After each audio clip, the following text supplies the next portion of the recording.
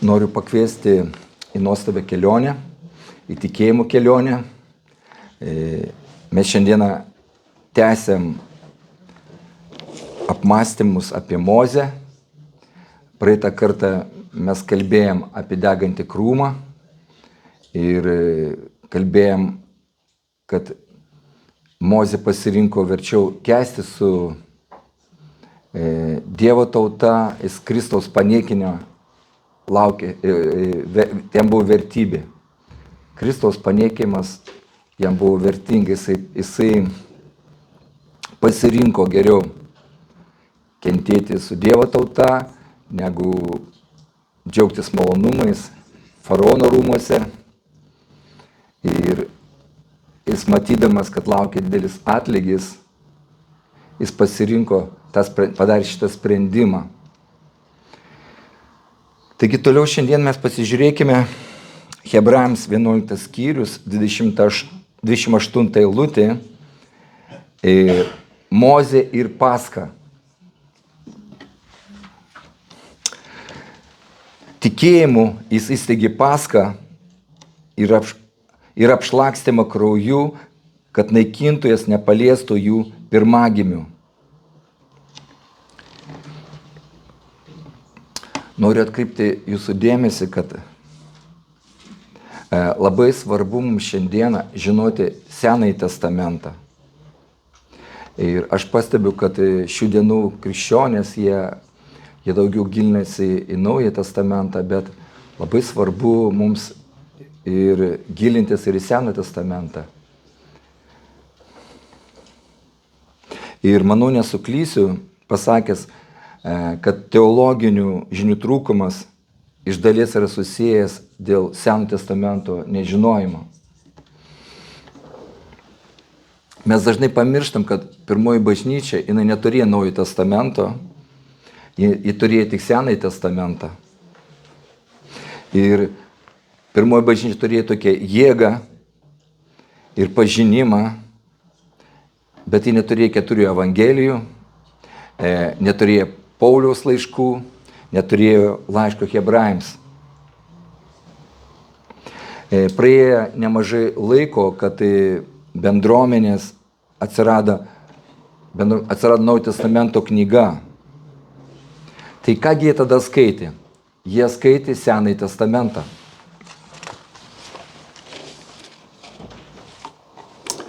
Ir jie buvo priversti atrasti Senąjį testamento skyriuose apie Mesiją. Ir taip pat jie skaitė Senąjį testamentą Jėzaus Kristaus Evangelijos šviesoje. Akivaizdu, kad šiuo klausimu žydai buvo pranašesni už pagonis. Tai pasako Paulius Romiečiam 3:1. Koks tada panašumas būtų žydų? Arba kokia nauda iš apipjaustymą? Galim pasakyti, kad visi kariopą. Kad jiems buvo patikėtas Dievo žodis, jie augo girdėdama Siono kalbą ir istorijas, kurias aš dalinosi žydams laiške 11 skyriuje. O pagonys jie turėjo daug ko išmokti. Jei mes norim būti įskiepyti į tikrąjį alyvmedį, mes taip pat turime elgtis, kaip elgėsi žydai. Mes turim apmąstyti į Senąjį testamentą. Romiečiams 11 skyrius, nuo 16 iki 24 eilutės. Jei pirmieji vaisiai šventi, tai šventa ir visuma. Jei šaknis šventa, tai ir šakos. Jei kai kurios šakas buvo nulaužtos, o tu laukinis alyvmedis esi tarp jų įskiepytas ir tapęs šaknies bei alyvmedžių syvų dalininkų, tai nesididžiuok prieš anas šakas. O jeigu didžiuojasi, tai žinok, kad tu neišlaikai šaknį, bet šaknis tave. Gal pasakysi, šakos nulaužtos tam, kad aš būčiau įskiepytas? Gerai, jos nulaužtos dėl netikėjimo, o tu stovi tikėjimu. Nesididžiuok, bet bijok. Jei Dievas nepagailėja prigimtinių šakų, gali nepagailėti ir tavęs. Taigi, matai Dievo gerumą ir griežtumą. Nupolusiems griežtumas, o tau gerumas. Jei pasiliksi jo gerume, kitaip ir tu būsi iškirstas. Bet ir anie, jei nepasiliks netikėjime, bus priskiepyti, nes Dievas turi galią ir vėl juos priskiepyti. Taigi, jeigu buvai iškirtas iš prigimtojo laukinio alyvmedžio ir prieš prigimtį skiepytas tauriajame alyvmedėje, tai jo labiau jie, tikrusios šakos, bus priskiepyti savajame alyvmedyje.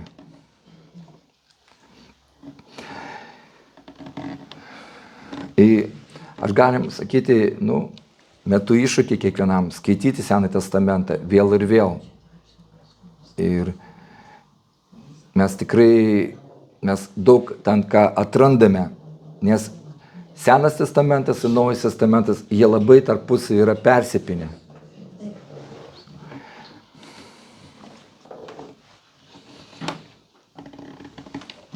Ir mes, kai mes tai pradėsime tai daryti, jeigu jau skaitot, ačiū Dievui, mes nustebsime, kiek mes daug galime pasimokyti iš Seno testamento. Neįmanoma suprasti Naują testamentą, jeigu neskirsi laiko studijom Senojo testamento.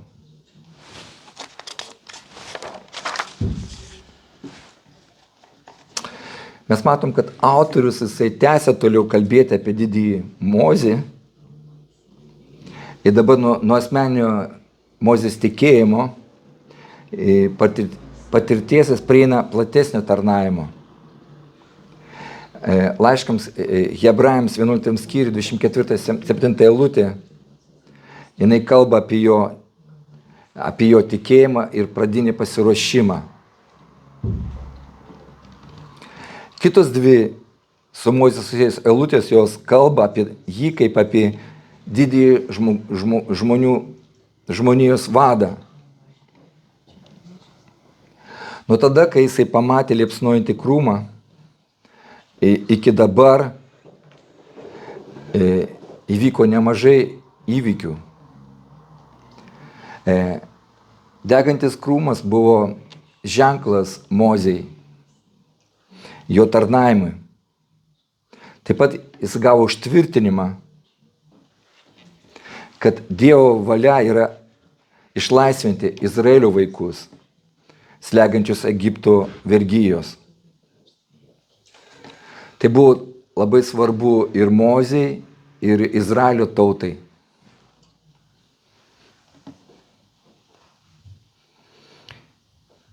Taip pat yra kiekvienam žmogui yra suteikta ypatinga Dievo aplankymo malonė.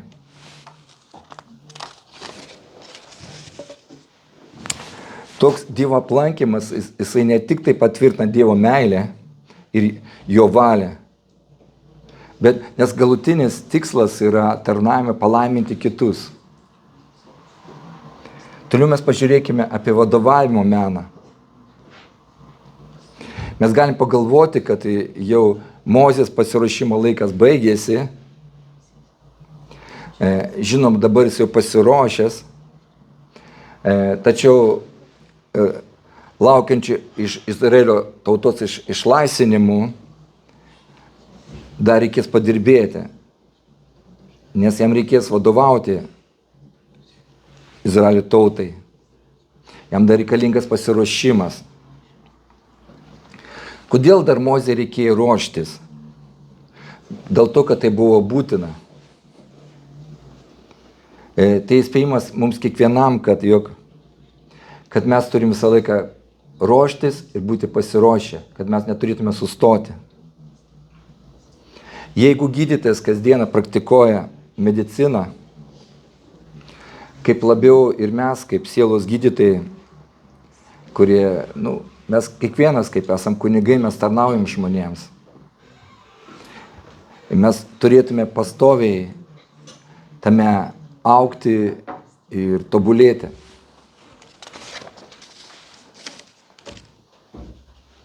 Mes matom, kad Mozė mokėsi nuolatos. Mes niekada neišauksime tiek, kad mums nebereikės ruoštis. Ir aukščiausiai Dievo didybė patvirtina tai, kad tiems, kuriuos jis nori naudoti, jis dovanoja galimybę nuolatos ruoštis. Ir dar daugiau, ne viena mums nauja duota užduotis nebus tokia pat. Mes matom, kad pasiruošimo laikotarpis nuo tada, kai jisai pamatė liepsnojantį krūmą, iki paskui išėjimą, tai padėjo jam tapti tautos vadovu. Pamatęs Mozę degantį krūmą, jis patyrė tokią griežtą ir skausmingą auklybę, kurios dar niekada nebuvo patyręs. Didžiuoju lyderiu jis dar tapo prieš išėjimą. Štai mes matom, kaip žmogus tampa didinga, tik Dievui asmeniškai dirbant su jo. Štai ko mums šiandien trūksta. Nesvarbu, kaip mes apibūdinsime šią kartą, viena tikrai aišku, jog trūksta didingų žmonių.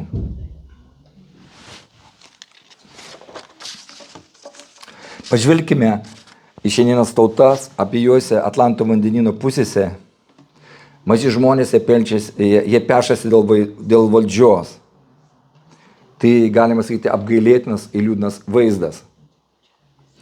Didis ir menkas žmogus skiriasi to, kad didis žmogus seka tikslo, o menkas žmogus seka pozicijos. Žmogus sekantis pagrįsto tikslą visada gaus ir poziciją. Mozė išties buvo didis žmogus, bei nepaprastas lyderis. Dauguma šių dienų lyderių yra sekėjai. Sužinoję balsavimo duomenis, jeigu jie žiūri, kaip prabalsuota, jeigu balsavo 51%, tada jie padarė savo svarę nuomonę, išreiškė. Šių dienų lyderiai jie sudrėkina pirštą ir iškelia prieš vėją ir pasižiūri, į katrą pusę vėjas pučia. Ir tada jie juda tą kryptim, pradeda vadovauti. Jei Dievas neruošia tikrų lyderių, tai ženklas pranašaujantis nelaimę.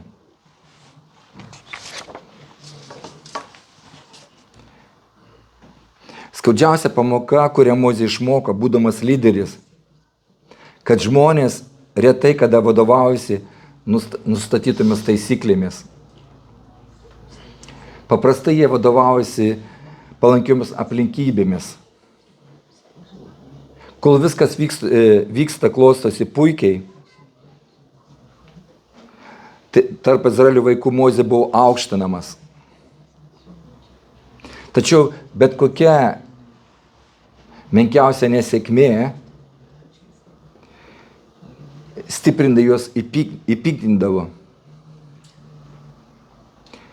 Stipriau negu tai prieš tai, negu jie džiaugiasi. Vieną dieną jie nešė Mozę ant rankų, kitą dieną jį keikė.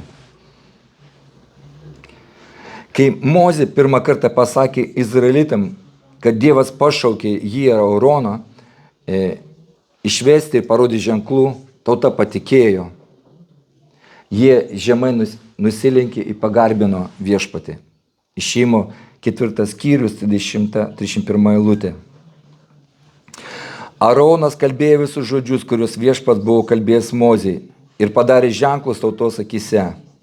Tauta patikėjo, išgirdė, kad viešpats aplankė Izraelitus ir pamatė jų priespaudą. Jie žemai nusilenkė ir pagarbino jį. Tačiau faraonui, atsisakius paklusti Mozės įsakymui, išleisti žmonės iš Egipto, jie pasipriešino Mozei, sakydami, Išėjimo 5 skyrius 21 eilutė. Ir tarė jiems, viešpats te pažvelgia ir tegul teisė. Jūs sukėlėte faraono bei jo tarnų neapykantą mums, įduodami kardą jų ranką, kad mus išžudytų. Taip jie murmėja dar keletą metų. Dar subtilesnis Mozės ruošimo etapas buvo štai koks. Pirmiausia, jis turėjo rūpintis Dievo karalystės reikalais, o ne asmeninėmis problemomis.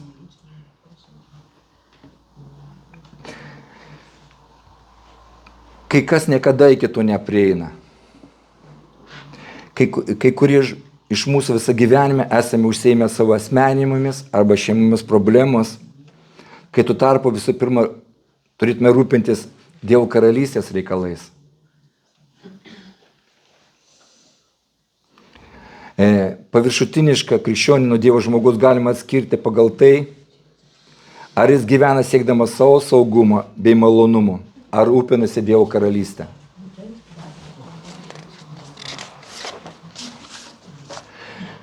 Mozė turėjo šeimą, jis buvo vyras ir tėvas, todėl turėjo šeimininių rūpesčių. Išėjimo 4, 18, 26. Mozė sugrįžo pas savo ošvę Jatrą ir tarė jam, prašau, leisk man sugrįžti į Egiptą pas savo brolius ir pasižiūrėti, ar jie tebėra gyvi. Jetras atsakė, eik ramybėje.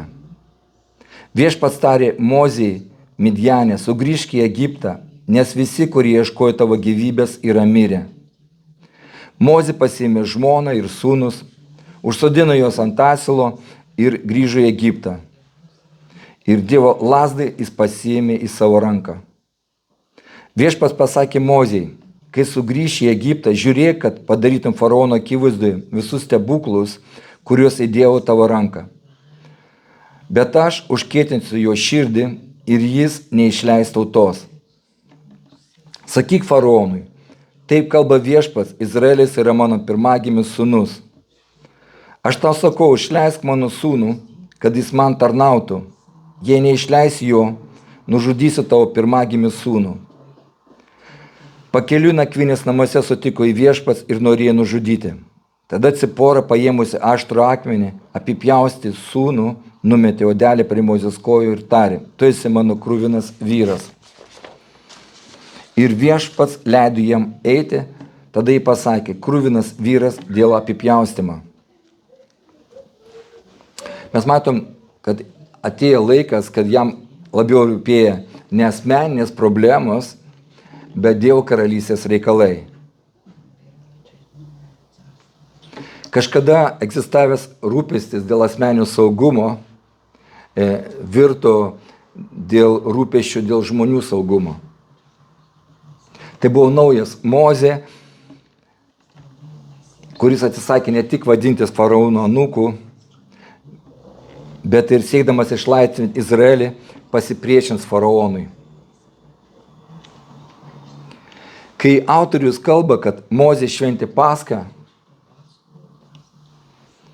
mes neturėtume užmiršti ir Mozės gyvenimo detalių prieš Paschą. Keletą kartų Mozė bandė įtikinti faraoną, tačiau nesėkmingai. Faraonas te pasakė, Išėjimo 5:2, kas yra jūsų viešpats?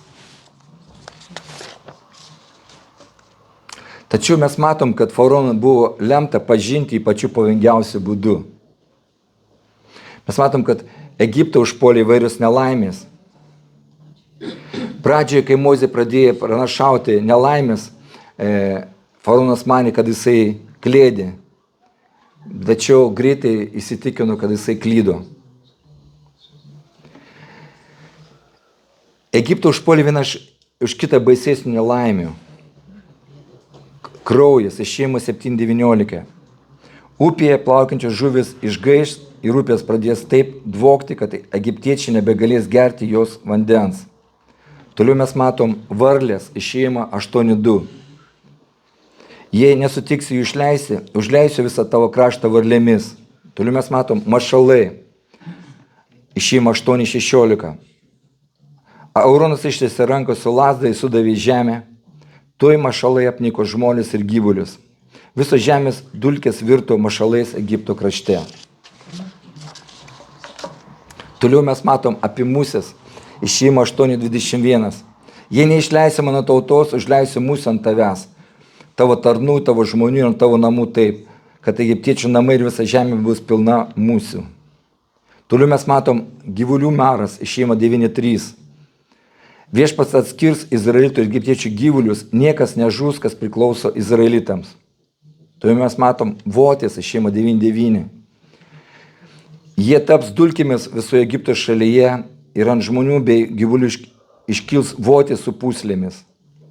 Toliau mes matom kruša ir žaibai Išėjimo 9:22. Viešpats tarė Mozei, išties savo ranką, kad kristų kruša visoje Egipto šalyje ant žmonių, gyvulių ir visos laukų augmenijos. Toliau mes matom skėrėjai Išėjimo 10:12. Tada Viešpats tarė Mozei, išties savo ranką ant Egipto šalies, kad skėrėjai apniktų ir nugraužtų visus šalies augalus ir visą, kas dar liko nuo krušos. Todėl mes matom tamsa Išėjimo 10:21. Viešpats tarė Mozei, išties savo ranką, kad tamsa apgautų visą Egipto šalį. Tamsa, kurią galime būtų pajusti. Šias 9 negandas prasidėjo, kai faraono burtininkai bandė pamėgdžioti stebuklus. Tačiau greitai jie buvo priversti liautis ir galiausiai buvo visiškai nugalėti. Jie negalėjo padaryti tokių stebuklų, kuriuos darė Dievas. Tai rodo, kad juk šėtonas gali pakankamai ilgai mėgdžioti ar klastoti, ką Dievas daro bažnyčioje. Ir toliau nelaimės tęsiantis, mes skaitome, kad Dievas užkietino faraono širdį. Išėjimo 7:3. Bet aš užkietinsiu faraono širdį, padarysiu daug ženklų bei stebuklų Egipto šalyje.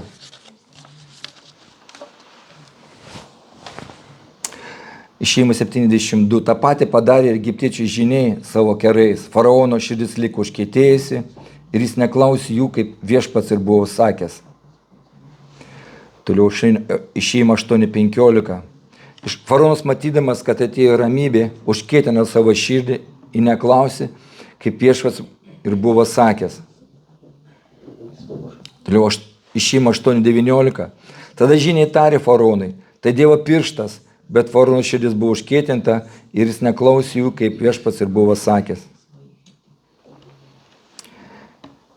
Toliau galim pažiūrėti Išėjimo 9:7. Faraonas pasiuntė pažiūrėti, pasirodė, kad izraelitų gyvulių ne vienas nebuvo nugaišęs.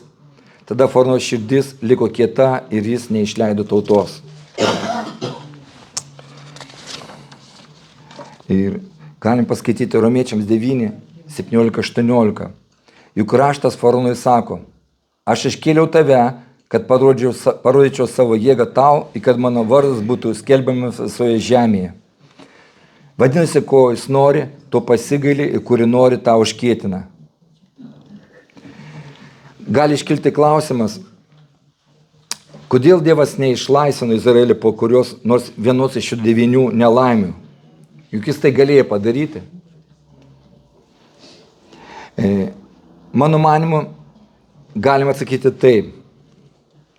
Dievas norėjo įsitikinti, ar Izraelio vaikai niekuomet nepamirš, iš kokios bedugnės jie buvo ištraukti. Juk žmonės, jie gali būti tokie užuomaršus. Tiek, kiek mes pamirštame, tiek mes tampame nedėkingi.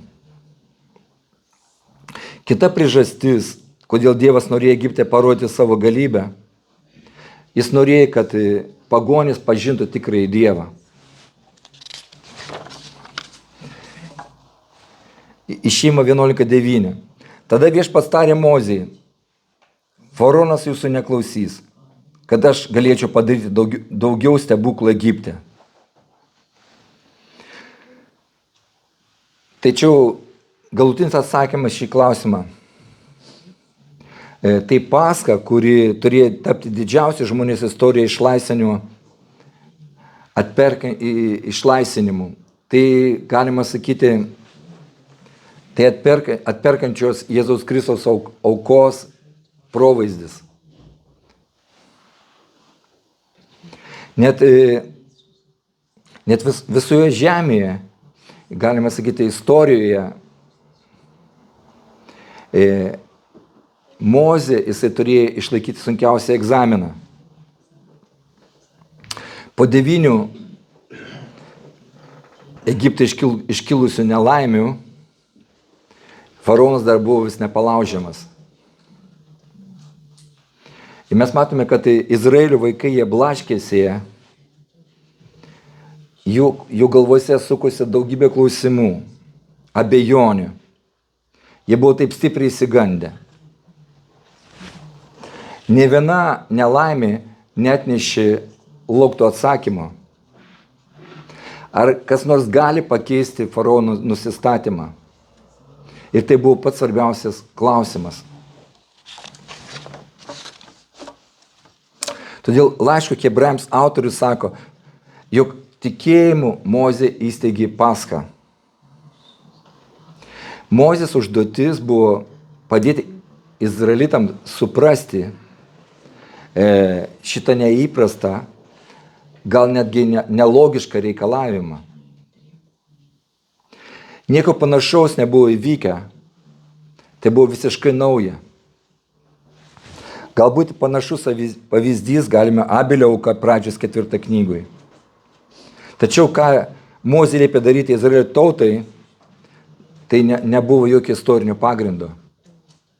Išėjimo 12 skyrius nuo 3 iki 13 eilutės. Pasakykite visiems izraelitams, kad šito mėnesio 10 dieną jie paimtų po avinėlį savo tėvų namams, po vieną avinėlį kiekvienai šeimai. O jei šeima yra per maža avinėlį suvalgyti, te paima kartu su savo artimiausiu kaimynu, kad susidarytų tiek asmenų, kiek gali suvalgyti avinėlį. Avinėlis privalo būti be trūkumų, metinis, patinėlis, paimsite jį iš avių ar ožkų. Laikykite iki šio mėnesio 14 dienos, kiekviena Izraelio tauta šeima turi papjauti tos dienos vakare. Jo krauju patepkite abu durų staktis į skersinį tų namų, kuriuose valgysite avinėlį. Ta naktį valgykite mėsą, keptant ugnies, su nerauginta duona ir kačiomis žolėmis. Jūs neturite jos valgyti žalios ar išvirtos vandenyje, tik kepta ugnyje, taip pat galva, kojas ir vidurius. Nieko iš jų nepalikite iki ryto, o kas pasiliks lik ryto, tą sudeginkite. Valgykite jį paskubomis, susijusias trienas, apsevę laikydami lazdą rankoje, tai viešpaties Paschą. Ta naktį perėsiu visą Egipto šalį ir žudysiu visus pirmagimius, žmones ir gyvulius, ir visiems Egipto dievams įvykdysiu teismą, aš viešpats. O kraujas ant namų bus ženklas, kad jūs gyvenate. Pamatę kraują, aplenksiu jūs, kad Egipto šalies bausmė nepaliestų jūsų. Toliau mes pažiūrėkime, vykdant Dievo instrukcijas. Tai buvo Dievo įsakymas Mozei ir Mozė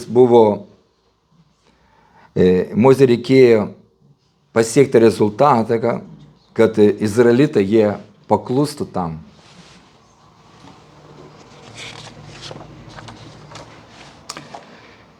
Šis įsakymas ne tik neturėjo precedentų, bet neturėjo jokio loginio pagrindų.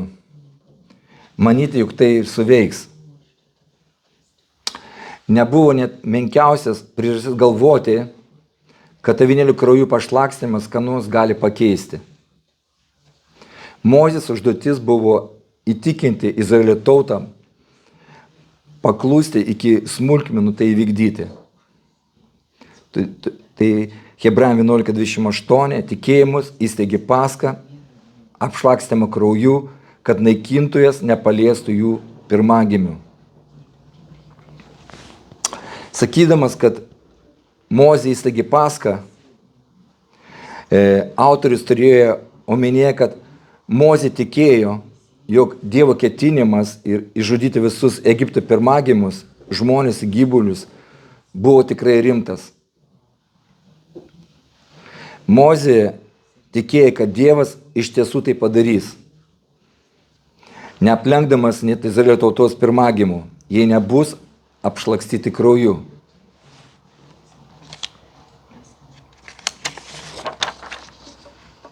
Tai buvo Dievo žodžio duoto Mozei patvirtinimas, o taip pat jo rūstybės pasireiškimas. Mozė tikėjo Dievu, todėl sukvietė visus Izraelio vyresniuosius ir davė jiems nurodymus. Išėjimo 12:23. Nes viešpats perės žudydamas egiptiečius, pamatęs kraują ant abiejų durų staktų ir skersinių, aplenks ir neleis žudytojui įeiti į jūsų namus. Nebuvo jokio pagrindo tikėti, kad tai įvyks. Tačiau Mozė tiksliai vykdė Dievo duotas instrukcijas ir mes matom, kaip reagavo tauta. Išėjimo 12:27-28. Atsakykite, tai yra Paskos auka viešpačiui, kuris aplenkė Izraelio namus Egipte, kai jis išžudė egiptiečius ir išlaisvino mūsų namus. Tada žmonės nusilenkė ir pagarbino viešpatį. Izraelitai ėjo ir padarė, kaip viešpats įsakė Mozei ir Aronui. Mes matom, kad Mozei pavyko įtikinti žmonės. Ta diena kiekvienos šeimos durų staktos buvo apšlakstytos krauju. Įsivaizduojate, koks reginys, ką galėjo pagalvoti egiptiečiai, jeigu būtų tuo metu vaikščioję po Gošeno žemę. Tikriausiai būtų supratę, kad Izraelitai kažką sumanė, bet ką. Netgi ir būtų sužinoję, nemanau, kad jie būtų patikėję. Paprastai paklusnumas Dievui, kūniškas žmogus visą laiką vertina kvailystę. 1 Korintiečiam 2:14. Bet sielinis žmogus priima to, kas yra iš Dievo dvasios, nes jam tai kvailystė. Ir negali suprasti, nes tai dvasiškai vertinama. Mes matom, kaip įprastai nusileido saulė, šeimos susėdo prie stalų, ugnyje buvo kepami avinėliai. Šį kartą vakarienė nebuvo gurmanų pasididžiavimui ar atsipalaidavimui. Reikėjo suvalgyti paskubomis. Tikslis vertimas būtų su drebėjimu, su nerauginta duona ir kačiomis žolėmis. Išėjimo 12:8-11. Ta naktį valgykite mėsą keptą ant ugnies su nerauginta duona ir kačiomis žolėmis. 11. Valgykite jį paskubomis, susijusias trienas, apsevę laikydami lazdą rankoje, tai viešpaties Paska. Mes matom, kad temo tikriausiai žmonių širdis ėmė plakti smarkiai.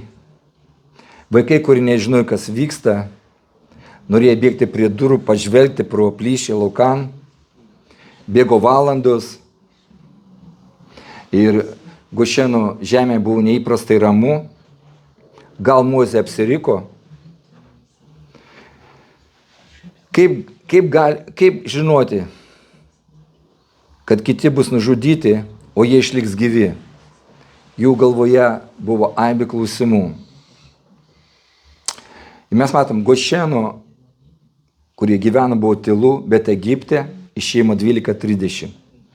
Naktį atsikėlęs faraonas, jo tarnai ir visi egiptiečiai ir kilo didelis verksmas Egipte, nes nebuvo namų, kuriuose nebūtų mirusio. Tai mes matom išėjimo 12:29. Vidurnaktį viešpats išžudė visus pirmagimius Egipto šalyje, pradedant faraoną, kuris sėdėjo soste, pirmagimių, baigiant pirmagimių kalinio, sėdinčių kalėjime ir visus gyvulių pirmagimius. kaip Paska simbolizavo Jėzaus mirtį, taip naikintojas Egipto žemėje vaizdavo amžiną nusidėjėlių sunaikinimą.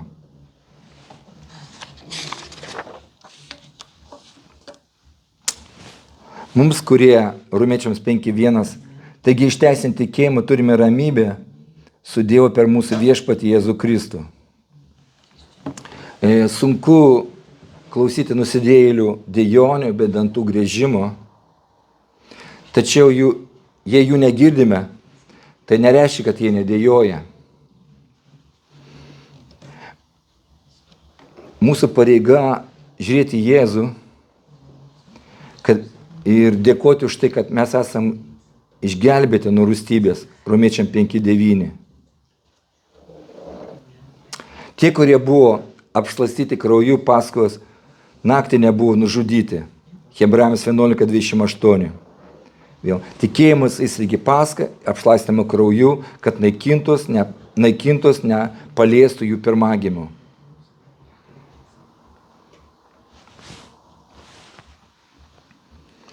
Yra paplitusi nuomonė, kad kraujo praleimas nėra svarbus, nes mums gelbsti tik Jėzaus mirtis. Tačiau jeigu tai būtų tiesa, Izraelitų vaikams būtų pakakę suvalgyti avinėlį bei karčias žolės. Be abejo, naikintojas galėjo matyti ne tik tai vidų, bet ir išorę. Tačiau Dievas sako, Išėjimo 12.13, pamatęs kraują aplenksiu jūs. Toliau Romiečiams 5.9. Tai tada tikriau dabar, kai esame išteisinti jau krauju, mes būsime per jį išgelbėti nuo rūstybės. Toliau mes galim pažiūrėti Apreiškimą 5.9. 4 būtybės ir 24 vyresniai giedojo naują giesmę. Ir giedojo naują giesmę skelbdami, vertas esi paimti knygą ir atverti jų anspaudus, nes buvai užmuštas ir atpirkai Dievui savo krauju mūsų iš visų genčių, kalbų, tautų ir giminių. Kristus mūsų gelbėtas mirė ant kryžiaus ir sumokėjo kainą už nusidėjėlius. Apšlastyk savo sielą avinėlio krauju ir aš aplenksiu tave. Nors ir sunku suprasti, tai Dievo žodis. Mozė labai rimtai priėmė šitą žodį ir visas Izraelis jisai džiaugiasi.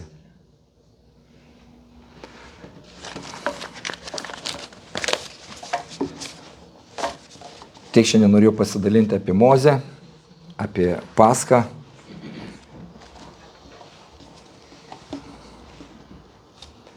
Trumpai gal apžvelkim tas mintis, kad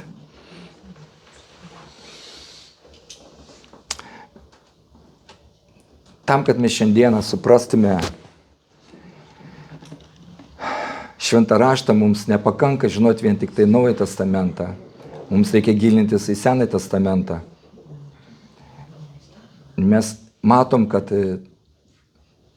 pirmieji krikščionys, kurie tikrai pasižymėjo didelę Dievo jėgą ir stiprybę, jie neturėjo dar tada Naujojo testamento, neturėjo 4 evangelijų, neturėjo Pauliaus laiškų, Hebrajams laiško.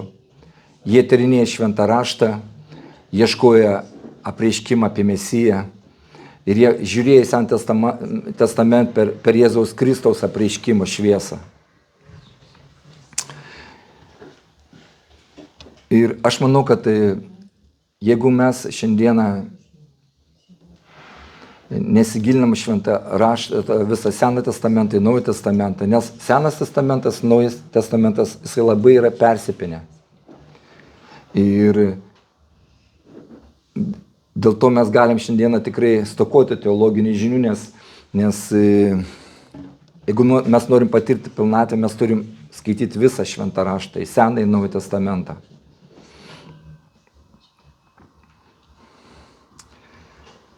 Tikrai mes pamatėm, kad Mozė jisai ruošėsi, jisai buvo išbandytas, 40 metų buvo dykumoj ir pamatė krūmą degantį ir Dievas pašaukė jį atlikti šitą misiją, išvesti Izraelio tautą iš Egipto. Ir tikrai jisai užaugo faraono namuose, atrodytų, kad jis jau viską kaip ir pasiruošęs, gavo pažinimą, išsilavinimą, bet jam reikėjo praeiti tą laikotarpį, kad Dievas darbavosi su juo, kad jisai būtų pajėgus išvesti Dievo tautą. Tikrai mes matom, kad nepakanka to, kad jisai jam reikalinga visą laiką buvo mokintis, ruoštis. Ir mes niekada nepasieksime tokį lygį, kada jau mes jau būsime jau viską žinantis, viską pasiruošę. Dėl to mes kaip tikintis, mes visą laiką turim augti pažinime, būti visą laiką paslankus mokytis. Buvo tikrai nelengvas iššūkis jam ir prieš tai jisai rūpinasi savo saugumu, bet dabar Dievas pašaukė jį rūpintis Dievo karalystės reikalais, tautos saugumu. Jis prieš tai bandė įtikinti faraoną, bet mes matom, kad jisai nepatikėjo, jis užkietino savo širdį. Mes matom, kad 9 iš pranašautos nelaimės įvyko. Ką mes galim pažiūrėti šitas istorijos, kad jisai, galima pamatyti, kad tauta, kada viskas sekėsi, jie nešiojo ant rankų, bet kai tik tai atėjo kažkoks nepasisekimas, jie pradėjo įkeikti, murmėti.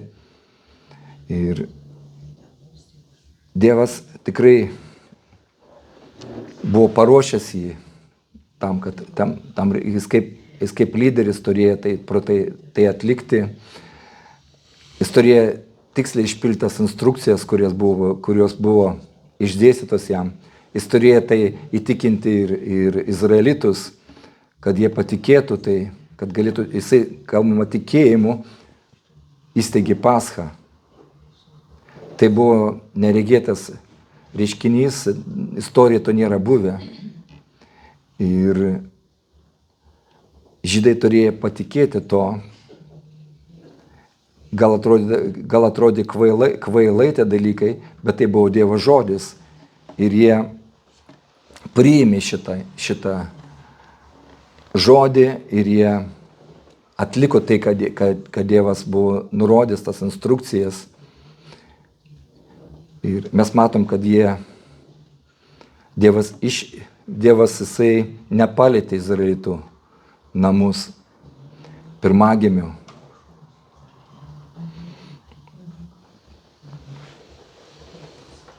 Aišku, tas vaizdas, galima sakyti, gal atrodė keistai tuo metu, kai žydai jie krauju ištepė staktas ir galvojo, kažką žydai čia rezgia, bet tai nors jie būtų supratę, nelabai būtų ir patikėję, nes sielinis žmogus nelabai priima tai kas dvasiška.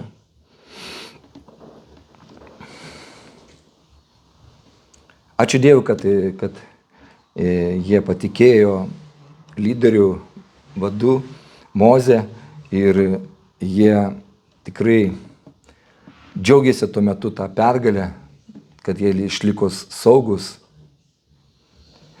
Kartais mes tikrai sunku matyti, kai aš įsivaizduoju, sunku matyti aplinkui, kai aplinkui visas Egiptas netenka savo pirmagimių ir gyvuliai.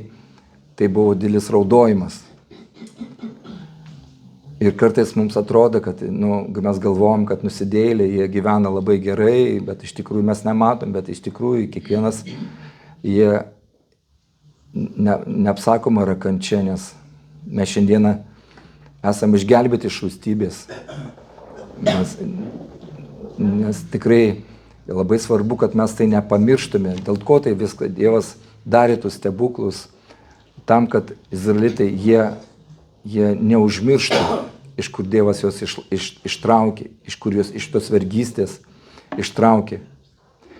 Kiek mes prisimenam tus visus dalykus, tiek mes esam dėkingi. Jeigu mes pamirštam, mūsų širdis pasidaro nedėkinga. Mes nematom, iš kur Dievas mūsų ištraukė kiekvieną. Tas dėkingumas turi išlikti mūsų širdise. Tai va, toksai šiandien žodis. Tikėjimo, nuostabi tikėjimo kelionė. Ir mes matom, mes šiandieną tikrai turim Evangelijas, turim Pauliaus laiškus, turim Hebrajams laiškas, mes žymiai esam šiandien turtingesni, turim daugiau pažinimo. Ir tada jie tik tai tartum regėjo apie Jėzaus auką, bet šiandien mes patyrę esam Jėzaus auką, mes šiandien esam išteisinti ir mūsų vardai įrašyti gyvenimo knygoje. Šventoji dvasia gyvena mumise. Ir Dievas tikrai yra pasiruošęs mus naudoti, pasirūpinti mumis. Ir nes tas 11 skyrius ir buvo parašytas su tikslu, kad krikščionys būtų paguosti, nes tuo metu galima manyti, kad buvo nemažai žmonių, kaip pagal autorių galima suprasti, nemažai žmonių buvo atsitraukę iš bažnyčios ir dėl to tas tikslas ir buvo parašyti, kad didelis atlygis laukia danguje, kaip Mozė, kodėl jis galėjo palikti faraonus namus. Jisai matė, kad tai yra žymiai vertingiau negu džiaugtis tai žemiškais malonumais, žymiai vertingiau būti su Dievo tauta. Ir, kaip sakant, daugelis eina plačiu keliu ir mes žiūrim, bet eina į pražūtį. Bet siauras kelias į gyvenimą, į nedaugelis jį randa. Mums norėtųsi, kad daugelis eitų, bet raštas mokina sako, siauras kelias į nedaugelis jį randa. Ačiū Dievui, kad mes šiandieną esant šitam siauram keliui, šitai nuostabiai kelioniai į dangaus karalystę. Ir kai mūsų žemiška palapinė sunyks, Dievas mums paruošęs dangiškus namus. Nes tas gyvenimas, kaip psalmė skaitė, kaip galima sakyti, kaip gėlė. Trumpas tas yra prieš amžinybę palyginus tas gyvenimas. Ir Mozė jisai vertino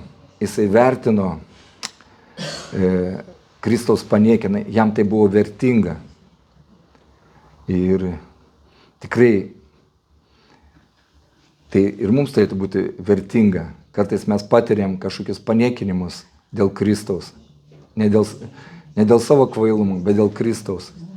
Tai sako, džiaukitės, kai mokiniai jie buvo uždaryti kalėjime, buvo išplukti, jie išėję džiaugiasi, kad jie nukentėjo dėl Jėzaus. Tai vagi, nepasismerkim ir džiaukimės visą laiką, kad esam Dievo karalystėje, esam jo vaikai ir tikrai tegul ta knyga, tikėjimo knyga, jinai toliau tęsiasi ir mes kiekvienas galim būti šitai autoriai, kurie tęsiam šitą tikėjimo knygą. Būkit palaiminti.